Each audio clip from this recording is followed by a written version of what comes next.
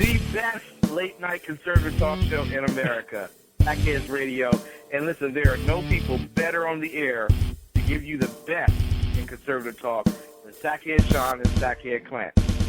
And we're working on the immigration papers for a certain other guy who happens to work here, too. For those who are tuning in around the world to the best in late-night conservative talk, Sackheads Radio. Sack News. Sack News. Radio. Sack News. Sack News.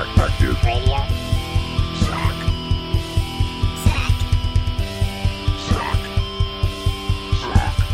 The best late-night conservative talk show in America. In America. Into the silo. And in this web was a large, I'm pretty sure it was the biggest spider I've ever seen. Hey, ladies and gentlemen, thank you so much for joining us live from Freedom Fest here. This is the Sackheads Radio Show. It is July the 9th, 2015. This is the Freedom Fest special. I appreciate everyone who's joined us today. There's a ton of interviews right now on the Spreaker page for SHR Media. And if you go nailed it today. We did nail it today, actually. If you go to shrmedia.com, click on any of the Spreaker links, you can get to the download as well as, obviously, this live show.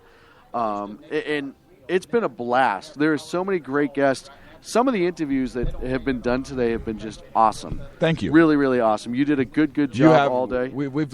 Ken just had a great interview with a gentleman who was on who has a book arguing for the Constitution. Stephen Makoski. I hope I didn't butcher that name too much. I don't think so. But just a tremendous interview. Ken did a great job with it. There's been some really quality people, some quality audio. It's been a solid showing by the SHR Media team all the way around. And it has been a team, too. I mean, Underground Professor, Ken McClinton. I mean, just a great group. Sackhead Professor. Sack Presser. The professor of the Sackheads. Paper, not plastic. Very good. It really has been awesome. And, of course, today we had our book signing all day with Chris Pronto. And you know, he's coming at some point. Well, he's here. He's signing other books right now. One of the things that Chris does, and I noticed this earlier today, is I'm an audio whore. Well, there's no argument here. I'm sorry, did you say audio before that? I guess we'll agree with that also. The exceptional one. I wanted to lift my professional standard. I want to know why all of comma. a sudden there's professional standards here. And why is it a pregnant pause all of a sudden? Because Right, you're, exactly. Pregnant. Right. Hey, this is a pot belly. Thank you. Hey, I am a redneck by trade. I have to say something. Yes. There are a fair amount of other news outlets here. Yes. And we have been a party. Yes. Like our booth, our folks that's here, everybody with the SHR Media Network. All day. The groups we've had, the people we've been talking to, the authors we've had that we stopped down grabbing people for interviews. We've had just random people coming by, engaging us in conversation. I haven't seen that in any of the other booths. I really haven't. And Breitbart has gotten a lot. Breitbart's been active. yeah, but it's not. They've been active, but not a party. No, We're the Grab a chair, sir. we have Ken, right? Audio whore. We are Fraternity Row. We are Fraternity Row. Basically. That's the funniest thing is when I've been described, when people stop me and be like, oh, you know, I'm like, we're the loud group on Radio Row. There's always people standing around. There's always alcohol. It's not always ours, but I wish it was. Usually. And it's really just been a big party here. And work's getting done. It actually is, and that's the best part. We're like the fraternity on Radio Row. Like everybody, all the news organizations kind of look at us, and they actually come over also. Yeah, because they want to be part of the party. We do have the steroids. That's called a roofie. The brain Ken. steroids. It's a roofie. We have the brain steroids. Hey, Ken, let me ask you something. Does this smell like chloroform to you too? Yes. I love how when it's our show, all of a sudden, just everyone just dumps on it. Nobody cares. Right. Yeah, nobody cares. There's no integrity on Sackheads, apparently. No. Yeah. Do we mess up anybody else's show? Hey, don't answer that, Ken. Ken. Exactly. That's my point. Right. No, we weren't even allowed near the table. It's our table, right? Right. And we were swept away at 6 p.m. Pacific time. Literally. For the exceptional conservative. Right. Right. See? Right. Right. We kicked the underground professor out of his own table. Someone is making remarks about the exceptional one being a diva. I wouldn't say diva. Thank you. I'd say princess. Yeah, right around there. I'd right say around princess. Stop. Yeah, no. Yeah. Just because I came 5 minutes late for my show. Again. But I do like the people who brought me the 40 ounce. I really appreciate that. Well, for malt all the liquor. pros. I poured a little out for Snoop. You did? And I poured a little out for Sherman. And my favorite part was when you actually said 40. Right, which was shocking to Which me. was, yeah, I looked, I was like, where'd that come from? You know what I'm saying? Because and that's actually a true story. Here's the picture we've been looking Here's for. the man right here. Finally. There we go. Don't move. Yes. Chris Peranto just joined us. And he For sat those who on can't see this, sat let me on- describe what's going on. The underground professor is sitting here, and Chris Tonto Pronto is sitting in his lap because the underground professor is Santa Claus, right? He So is. it's Santa in July right now. It's Christmas in July in Las Vegas, hang on. right here on the Sackheads Radio Show. Chris Peranto Chris Peranto just asked for term limits. Yes. And he asked for, I believe, a POF rifle. Well, I think both should be accomplished. Right. I believe in both the term limits and POF rifles, so I think that's a great start. I can give Chris a hug because I got a kiss from Clint. Well, yeah. Don't judge me. You cheated, Clint. You cheated on me. Listen, it was just sex. I can't believe. Oh, is that, That's all it was. Hey, but me and you, it's love. I have a feeling. This is real. Is this internet? Yeah, internet this radio? is totally Wait, internet. Hey, is this internet radio? Yeah, this is internet You're radio. a whore. Hey, this is real. No, try to This keep is it down. real. Well, I can't run for Congress, Chris. now, can I? Chris, this was a test. That's Why? This is real. But why couldn't you run? Wait. Hey, and obviously it's not true. I went back. But Chris, You cheated. Okay, fine. I'm out. I'm out. We'll break up. But you just said, "Oh, I can't run for Congress." Why can't you have a sense of humor and run for Congress? What's Exactly. wrong with that? That is not right. In today's society in America, you can't have a sense of humor. It's You gotta scary. be Well, well, I mean, a sense because of humor, nobody's asking. Well, you can have a sense of humor if you're dumb and it's just a sense of humor because you're just ignorant and foolish. That's different. But to actually have a comedic good sense of humor. Yeah, As because long that's as we're PC. both That's politically correct. Then that's not allowed on this show. No. Right. What, sense of humor or politically No, politically correctness. Yeah, politically politically correct correctness is right out the not window. allowed on this show. This is an after dark is after version, hours. This is and we're crazy. not on terrestrial, correct? We're not on terrestrial So tonight. this is an after dark version. So feel free to say Okay. whatever you because want. it's after you. Ken, it was after your show. hence After we your call it show, After After Dark. What part of this don't you get? Dude, So, Chris, I can tell who the man in that relationship is. What? I know it. this is going to get out of control fast, and I am so glad to be a part of it. I just want to know. Be careful. I hope nobody at Paramount.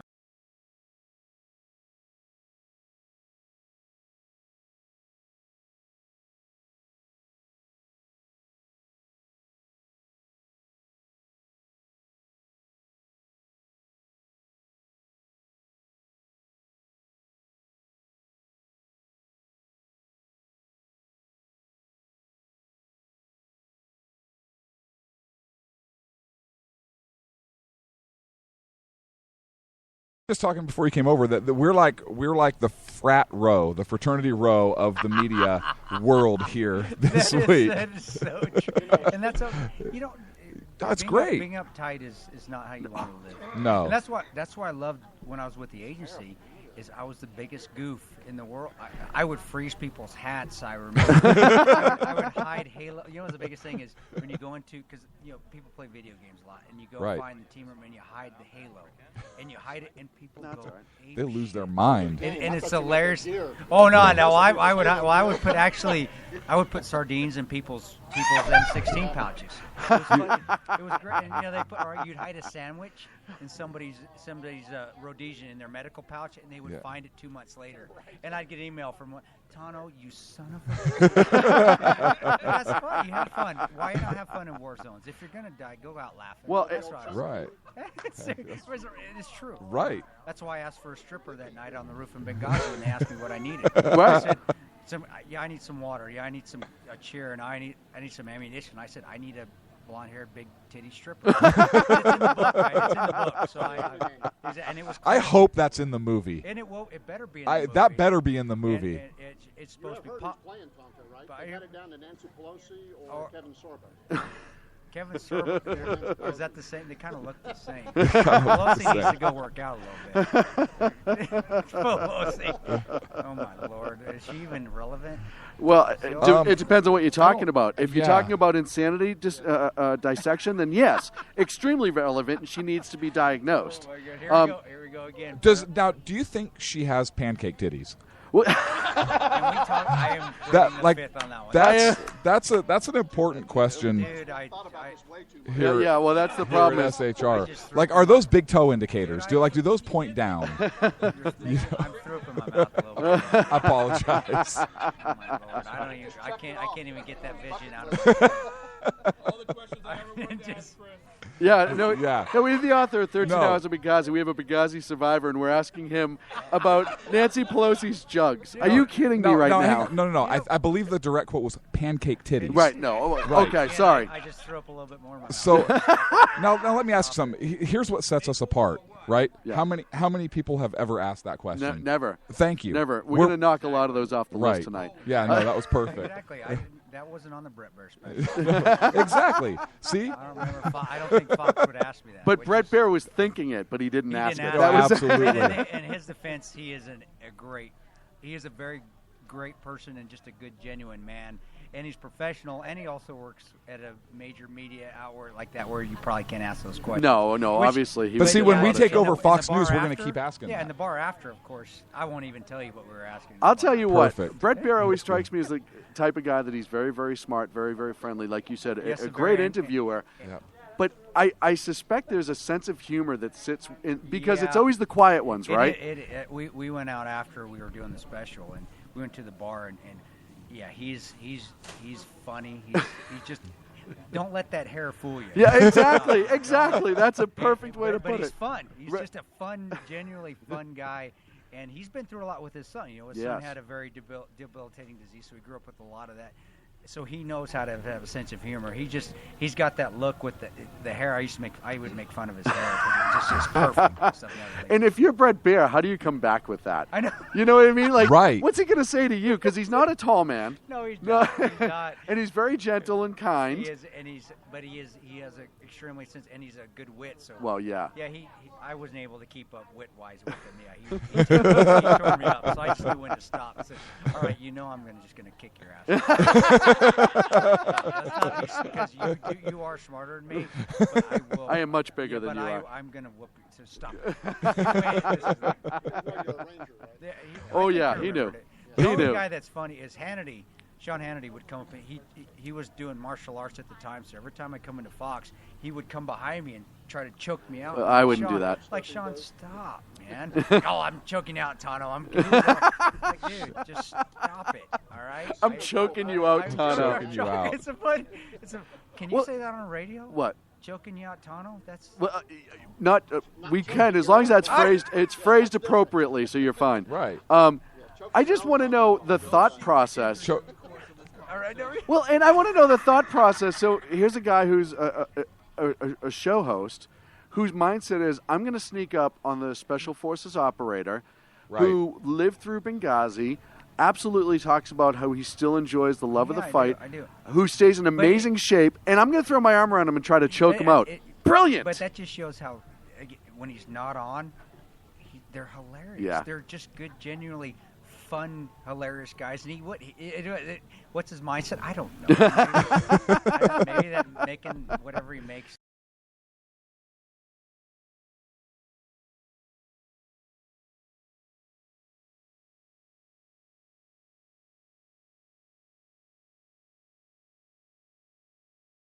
Talk to the people that are asking you questions. Yeah. there were people for 45 minutes that they had your absolute attention. Yep. Well, And you were so sincere. They deserve that. But a lot of people don't do that. And that was something that a couple people noticed that and said it to me. And I thought it was amazing. Your sincerity with dealing with people who are in front of you talking to you about either Benghazi or whatever you're doing. You may not think it's a big deal, but when you see it a lot, people have a tendency to just kind of, here's the signature, I got to go. No, I was just going to say, I'm sorry, apologize to interrupt, but it piggybacks into that. I was very, very impressed. Every time you were signing a book, you would say, and you were telling other people, no, I need to make this personal. And I heard you say it several times. You should do it. I'm nothing special. I'm just like they are. I'm just a normal person, and right now I wouldn't say normal. Sexy, yes. Normal, no. Dude, we're broken up. It's too late now. But I'm trying to get you back. I'm trying to get you back. We can still just sleep together. It's okay. It's just they're just good. They're good, and why? They want to know what happened, and I am nothing of importance. I just did what I had to do, and because of what took place and because of what didn't happen, now it's been blown up into, and rightfully it should be. But it's just something where I don't feel like I'm anything special, where I don't have the time to me, I'm honored that somebody just even wants to come and talk to me after all the years of debauchery that I've put in my life. But I'm honored that somebody even wants to hear what I have to say, which is because and for a lot of people, and I'm sure you've heard this before, and stop me if I'm wrong, you are the only voice of honesty that has come out of the incident for the most part. Mark and all Tate, of you guys have. Yeah. But this book is the voice of honesty that's come out. And it's answered a lot of questions. But the other thing that this has done and that you have done is not allowed this to go away. It's not, which correct. There are plenty of people in Washington, D.C. who would love for this to go away. That's why they didn't send anybody to come pick us up that Exactly. night. And you're right. The team itself has basically, when they started to call us liars, they opened up a Pandora's box. Right. We said, even when we were at the agency, we said to them, when we were doing our AR, we were doing our after-action report, we said, tell us you're sorry, tell us you made a mistake, and we will go away. That's all you had to say to us, and we would still be, and they couldn't do it. That's absolutely... Okay, so like, you know what, then that's fine. Then we're going to tell the truth because you guys are completely twisting the story. You're dishonoring the sacrifice of Ty and Glenn, who gave everything. You're dishonoring it. Then fine. If you can't just say you're sorry and that you screwed up, then this is what we're going to do. And we gave them the opportunity to do that. We gave them a year and a half to do that. Well, and where you come from as an operator, it's all about integrity. Yeah, it is. And when they can't have the same integrity that you have to have, especially when your buddies have died. Yeah, that was the kicker right there. They don't understand. No, I mean, you don't unless you've been shot. You don't unless you've seen your buddy die in front of you, or you've experienced it. Yeah. And granted, believe me, I've had my sins as well. I'm not a perfect person, but if I screw up, I'm going to say, you know what, I did. I screwed up. I screwed up. I'll pay the piper for it. They're not. They, being the government itself, Republican and Democrat, both sides. There's people on both sides responsible, but they're not willing to do that. As this has progressed, especially with all the hearings, and we talked about this a little today, but do you feel hopeful that they're starting to actually get into it a little bit? Yeah, I do feel hopeful that there's more. Do I ever think the full truth's going to come out and people are going to no, right. Because there's too much politics involved. People have agendas. But do I feel that there is being headway made, at least within the general public view of things? Yes, because I can see that when I go speak, and I can see the questions that are asked, and I can see that more people are standing up, and I don't want to call them whistleblowers, but I want people to come out. I gave the example earlier this morning of the Special Forces major that came out and said, hey, these hostage rescue things we're doing are crap. That's why we're losing people. He was willing to speak out even though the military is coming back on him now. Oh, attacking him So now. I'm saying that there are good people out there that have good integrity, that want to tell the truth, that are stepping forward now. And if we've helped any of that, to have people come forward and have more courage, then great. And I think so. Well, and you look at... when you're that one person who knows something, and especially something in the caliber of this, and you guys probably know better than anybody, it changes every aspect of your life, because especially on this level. And what's the good changes for you, and what's the bad changes? Because it's a double-edged sword. Your personal life is gone. Right. And it'll when the movie comes out, it's even. And I know, but we knew that going in. I don't do social media. I do Instagram, but I don't do Twitter and Facebook because it gets ugly. Right. And it gets very personal for people on the computers where they wouldn't say that to my face. So I have to stop. Keyboard tough guys. Yeah, exactly. But also your personal relationship starts to get involved. So you lose. Now, I'm not Tom Cruise or like that, but you do lose some of that personal secrecy. You're a lot taller than Tom. I am. Yeah, I'm better looking too. I'll agree with that. And if you were flying, Goose would still be alive. So let's just be honest, exactly. right? All of that could have changed. That's the biggest thing. We already know. He said he wasn't perfect, which is why he didn't get in the Air Force. Come on, dude. Air Force. Come on, brother. Wait. We're not going down that. Well, we're not going down this road. We really need to talk about the Air Force. I'm not starting that fight right here. No, and then also your life itself changes because some of the privacy that you had in your. I said I'm divorced again. That's my second, and a lot of it can tie to my being out there in the front of the public and my ex not enjoying that. And me feeling that it's necessary and her thinking that it's not. So, yeah, my life has completely changed. The good part of it is I've been able to tell the truth, and I have been able to meet and experience new people and build other relationships that have going to benefit me in the future. So there's give and takes on everything. But, yeah, it has and the biggest thing is I've had to resign. I had to quit my job, something I wasn't ready to do. Right. And I don't think people understand it. Like, oh, he was just a contractor. He was just no, that was my life. That was me being overseas for 10 years. That was 18 years of military and agency. And I just had to say, oh, well, I can't do this anymore because I have to tell the truth. And not even being able to prep and just making that decision, that's hard. And I miss the Middle East. Crazy as it is, I miss the craziness of the Middle East. I don't miss this day, and the demons always come in at night. They always come back to me at night about bad things and good things, and that's always going to be there. That's hard. People don't know I experienced that those demons of deaths and killing and bad and good, you have to live with that forever. It's hard to every night when you're trying to go to sleep. Yeah.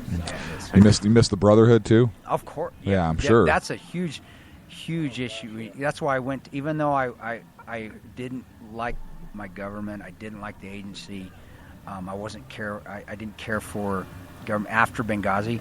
I missed the guys, so I went back to Yemen and kept deploying. Not because I even believed in the mission anymore. It's because you needed. I like the family, guys. right? It's great, yeah. Yeah. You're not doing it for the flag. No, or for the country. you're doing it for your guy next to you. Yeah, it's and then like some guys will be your country. It'll be patriotism. Then other guys will be because of the family. But it's always the guy next to you first. That's right. why you always do it. Yeah, I do miss the guys. Yeah. I do miss the work overseas. I do miss the bantering. You still stay active in the tactical community though? I try to. Yeah, it's been very. Not as much as I can until when the movie comes out. I'll be able to more. But Right. This has been the book promotion, and then I've been very blessed to be able to speak in front of large groups and not feel intimidated. So I've been picked up as a public speaker, and I do a lot of public speaking events.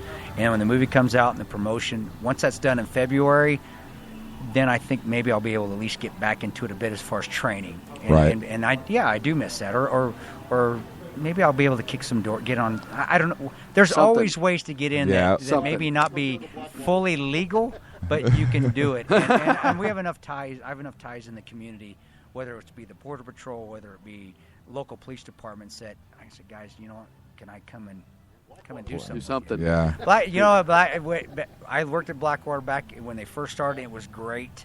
Now that they've changed to Academy, I don't think I will now. But at the initial when everybody that started contracting was with Blackwater, Triple Canopy, or DynCorp, and that was back in the good old days when the Bremer Karzai detail days when, that was fun. That was when anything goes. Yeah, that was fun. And the caliber of guys was not knocking the guys in because they still do a great job, but you had to have the special ops experience to get in on there. And it's different. It's a different type of caliber of guy. And like I said, I'm not knocking this guy's doing it now. They're doing a great job, but that's not. I want to have a SEAL or a Ranger or a Marine recon guy with my 6th than a National Guard guy. I'm sorry. I'm Right, not yeah. knocking National Guard guys. Well, it's a but different No, we level. get what you're saying. It's a different level. Yeah, and that's it. But there's still contractors are still doing what they need to do overseas, and I'm proud of them. Proud of them. Was there anyone, special ops or otherwise, part of your military mission that may have told you or insinuated that you should just give in? No, are you kidding? You don't give up. You never quit. You never give up. You last man standing. It's always it. That's the one thing about special ops. Like I said, Ranger Creed is breast, and all these creeds. I see if I remember the last R in the Ranger Creed. Readily will display the intestinal fortitude to complete the mission, though I be the lone survivor.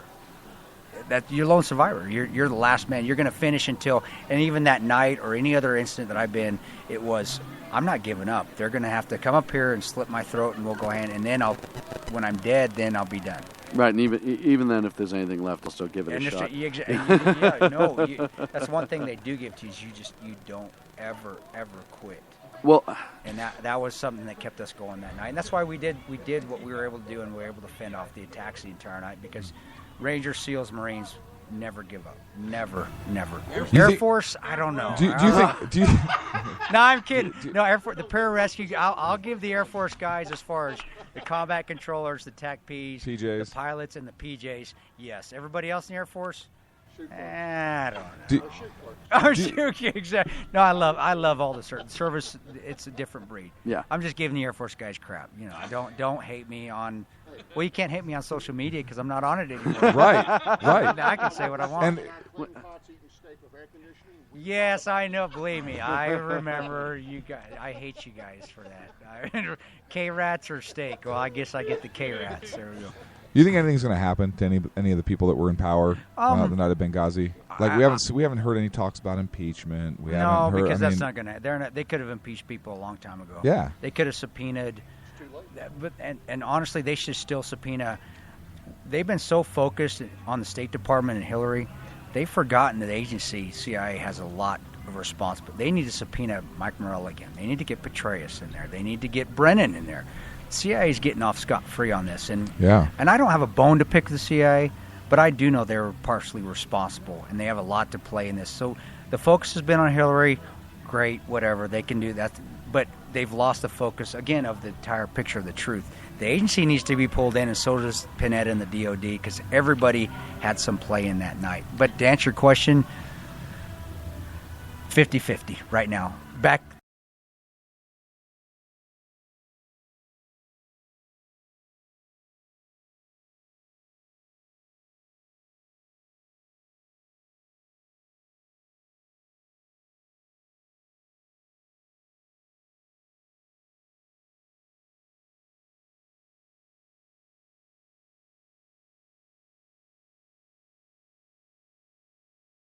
Ambassador and what is just the ambassador of, because I donated $10,000 to a fund. Ambassador to Fiji. Yeah, exactly. Yeah. Right. So Luxembourg. Ambassador to Hawaii. So this guy, with this happening, this is a huge, it's a big deal. Positioned himself as POTUS to not know. Because well, you can always, plausible deniability, everybody in politics can work that, whether it's Democrat or Republican, they know that story.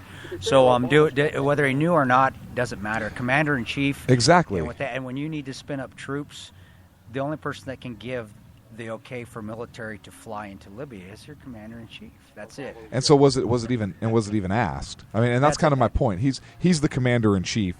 He's the man responsible. You have folks on the ground in a firefight in the shit saying, I need help right now. And plausible deniability doesn't work based off what your job description is. As a Commander-in-Chief, your job description is to get troops and to okay us getting into Libyan airspace, and the only person that can do that is your Commander-in-Chief. Well, not only you that, brought up... We had real-time information, and they had troops ready to go. Well, of course they did. And our radio operator, who was there, ex-Vietnam vet, contractor with the agency, who has since lost his contract because he sided with us. Weird. He was calling up at 10 o'clock that night saying, we're under attack, our guys are heading over, we need support.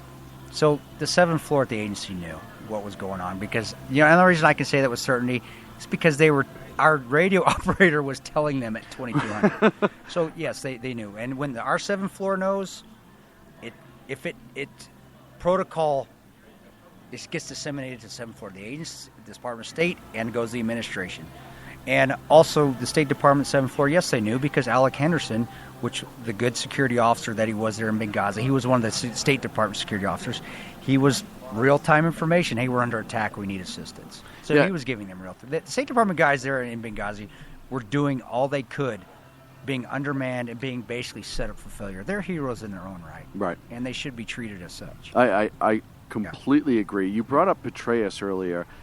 It's amazing that all of a sudden, we get into the talking notes and who changed what and blah, blah, blah, blah, blah. And then all of a sudden there's this ridiculous allegation and charge against Petraeus. And now he's convicted of this crime. Was that, in your opinion, obviously you don't know, but was he probably going to come out with the right thing? They went right after his integrity. We're speculating. Right. I do know a little bit more than most people because I do know the person that wrote the IG complaint that gave it to Petraeus 3 days before he was asked to resign. I do know that the IG complaint has somehow it disappeared, and Petraeus was going to come forward and speak to the person who wrote the Inspector General complaint, and before that happened, he was asked to resign. Do I think he probably did sleep with? Oh yeah, probably did. But he gave himself.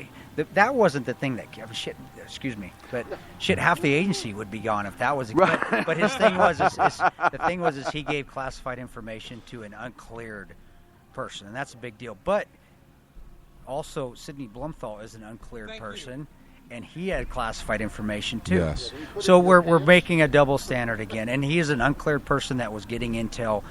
That's a quarter based off my non-disclosure agreement that I signed. If I do that and use my own private server or that's a $250,000 fine and up to 10 years in prison. So we've given basically Petraeus, for what went on with Blumenthal right now, Petraeus was fired and he was asked to resign. I shouldn't say he was fired. He was asked to resign, but I do think there was more to it than that. And I do think Petraeus, he's a military guy. He went to Ranger School. He was an expert in Iraq, doing what he did in Iraq. And I do think his conscience was either getting to him and his integrity was getting to him, and he was probably going to come forward. But we're speculating, so I don't know. They are speculating, but, we know now that the talking points that he was going to put out was far more accurate. Yeah. And then all of a sudden, it got lost in the mail, if you will. It got Mike Morrell stepped in and said, "Oh, wait, on Facebook it said this, so we can make this look way better than this really does look." We don't need it. My Intel analysts reading Twitter, they're saying something else. So let's go with that. As you can tell, I don't really. We're going to use social media as the fact. I don't care for Mike Morrell, and that's a given. I don't care for him. But so we know that the talking point. So it kind of does look that, like you said, perhaps his conscience was going to get to him.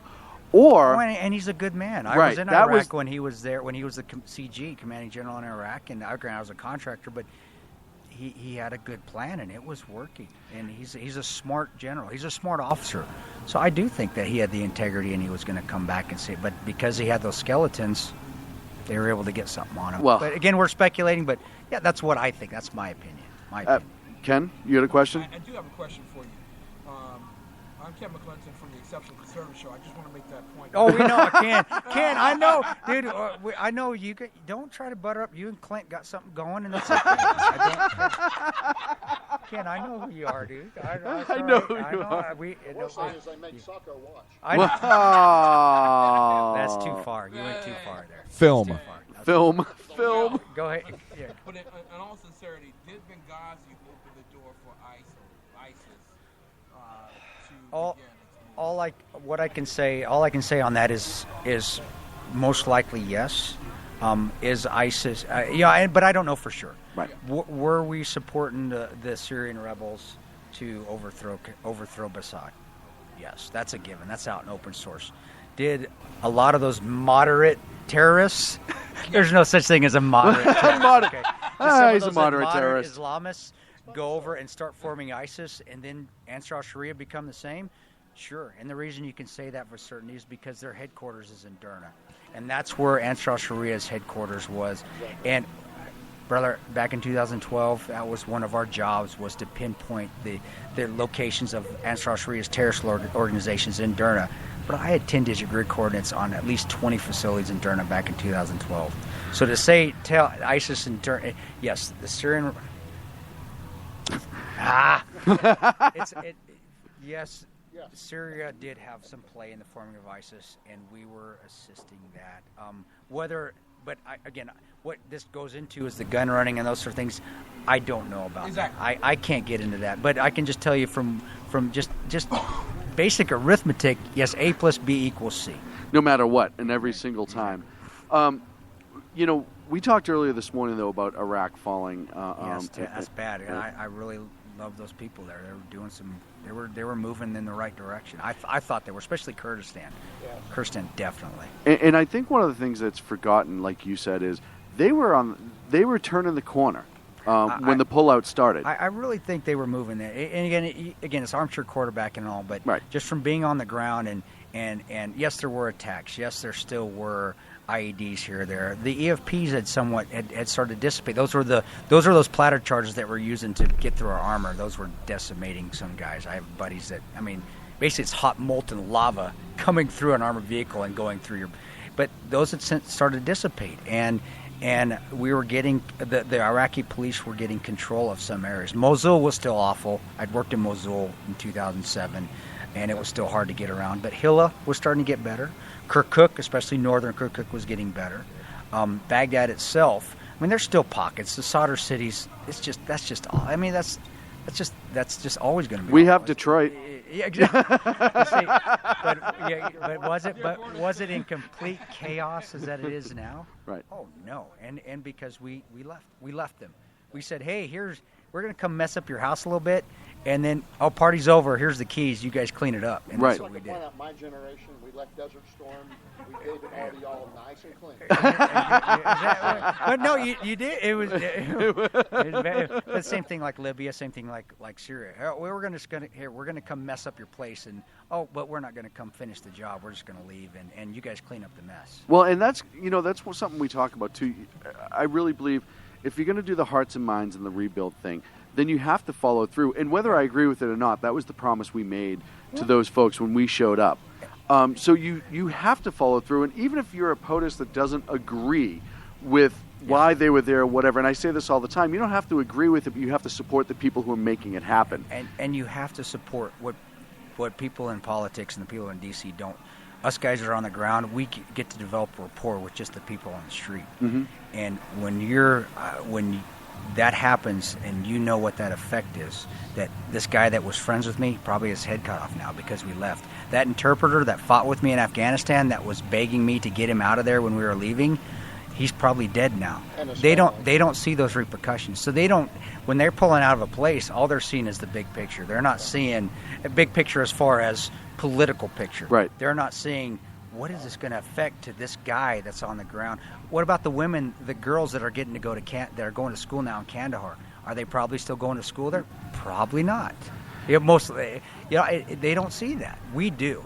So when they come to us or they come to contracts for military guys that are actually fighting there and getting to build a rapport with the local populace on the ground, and they start pulling things out, that hurts us just emotionally because we saw the good things that were happening. They're your friends. And we saw the improvements of the girls going to school, of kids being able to play soccer in the playgrounds, of jobs happening. And we pull out, now I wonder if those guys are dead. I haven't heard from my buddy in a long time. I bet, God, is he dead?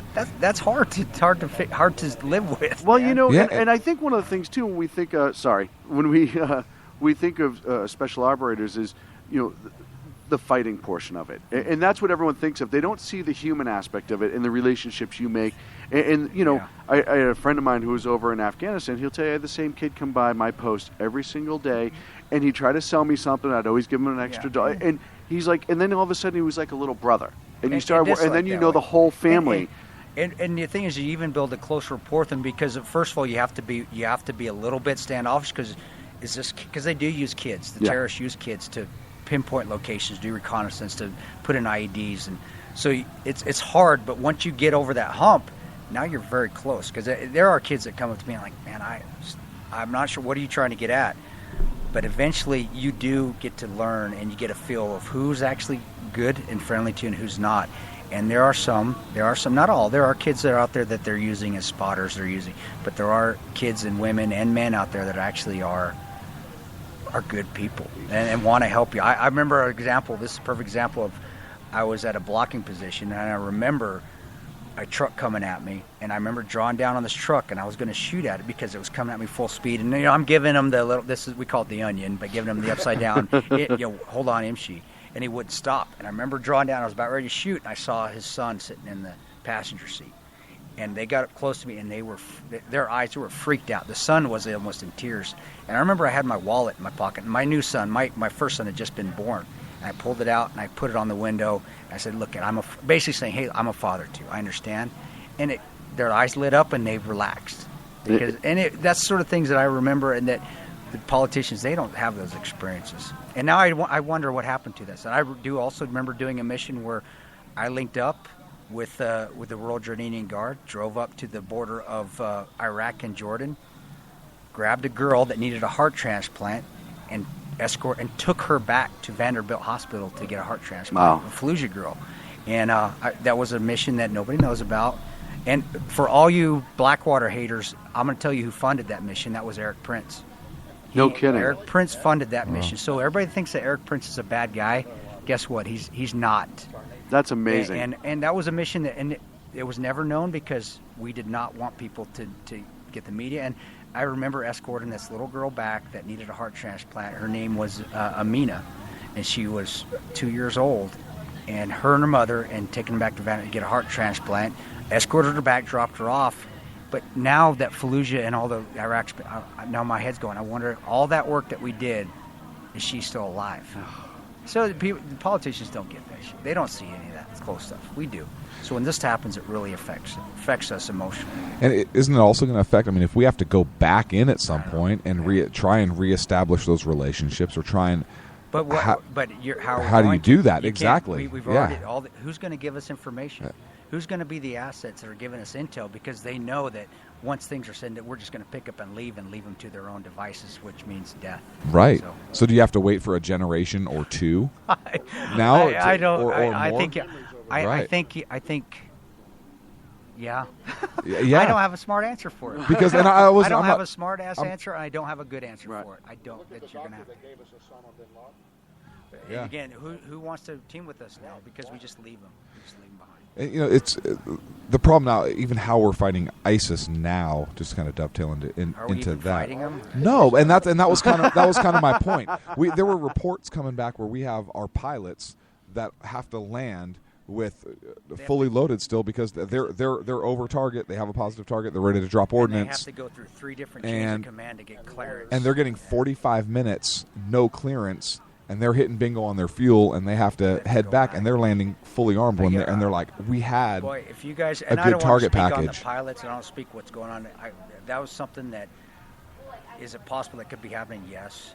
But you really need to get a pilot that's been in Iraq and talk to them about that. There were news stories that came out about this. It was on pilots going to press on the download over ISIS recently. And see, that's what I hope. If anything, that our bill when we came out and said the truth, I hope that is influencing the pilots to come out and stand up. And I think maybe that's why they went, because I think some of them went to Fox News. That's great. And Fox wrote an article about that, and it just. If our own government's not going to checks and balance itself, somebody has to. That's what we have to do. We elect them, so why not? Let's do it ourselves. We should be doing it. That's our job. Chris, we don't want our children being sent overseas to fight in a war that is perpetual. We don't want. But hey, what? But exactly? But let me tell you, Ken, and maybe the regular Army guys, maybe the infantry guys. They do. The infantry guys, the combat arms guys. Believe me, a lot of us don't sign up for college money. That's what we want to do. The special ops guys especially. So if we have to go over there and sacrifice ourselves, and that's what I would be for, so my son doesn't have to, then that's what we'll do. The American people, if they don't want us doing that, if you didn't serve, you don't have a say in this. Don't even tell me. I'm doing we're doing it because I want to do it. You can have your opinion, but is it worth any weight and piss to me? I'm sorry, it's not. Because it's not politically correct, I don't care. I'm over there making sure you can go get your Starbucks and talk about what we're doing wrong. But just Monday morning quarterback. You can talk, but you're right. I don't want my son going over there. But if he has to, I accept it because I had to, and I understand why, and I'm gonna be scared that he's not coming back, but I understand. So See, the bad thing is, Tano, is we all say that, we all do it, and then the next generation. The next generation has to. It's just. But this, all we can do is make baby steps, and by even doing stuff like this and radio shows and talking, maybe getting somebody out of that crazy paradigm of not liking the military or not thinking that's necessary to fight for our freedoms. That's a victory for me, even if it's just one. Chris, I appreciate. I really appreciate you being here, sir. I'll come back, guys. No, it's okay, but we're up against a break. We are actually. We're going to run it out here. Okay. I'll give you the final thought if you have anything you want to say about the book or about movie, the situation. Yeah, movie. website. More importantly, tell me about the movie and how awesome you are. The movie. That's right. The movie is. No, and I want to give kudos. I know I can't. I want to give kudos, and I want to say a lot about Michael Bay and Paramount. They have been fantastic. They have been outstanding. And Michael Bay, he's a veteran supporter, and I don't really care about his political beliefs. I don't even really know what they are. He's making an apolitical movie that shows the truth, and I admire him for that. I admire him for his work ethic. He's an incredibly hard worker. We couldn't have asked for a better person. So I do want people that haven't read the book, go see the movie. Learn the truth, learn what happened, and then make an informed decision on what side. And I'm sorry the book is, but that's how it's been politicized. It's taking sides.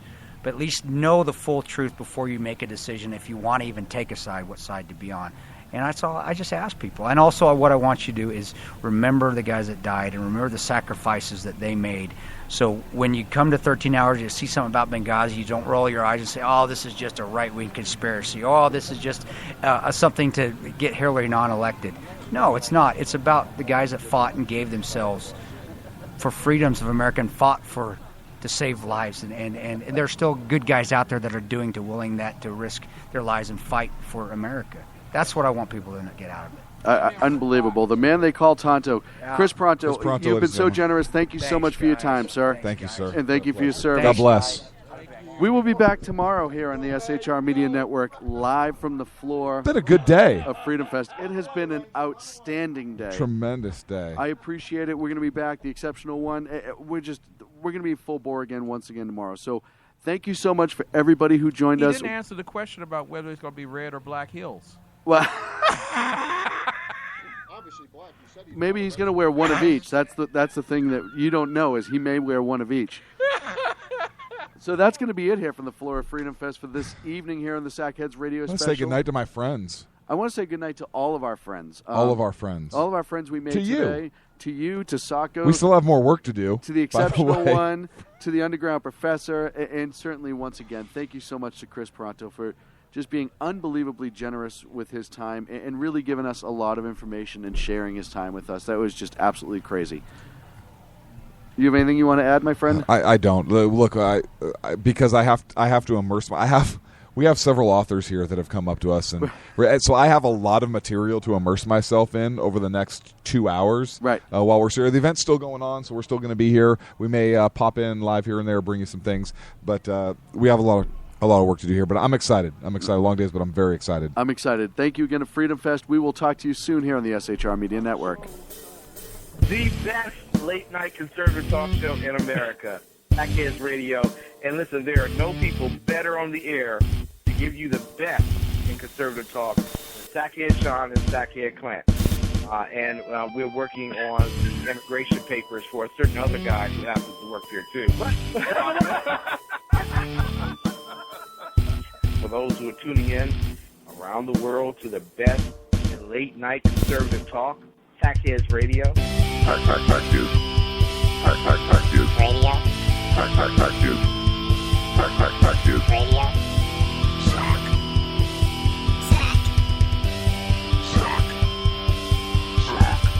The best late-night conservative talk show in America.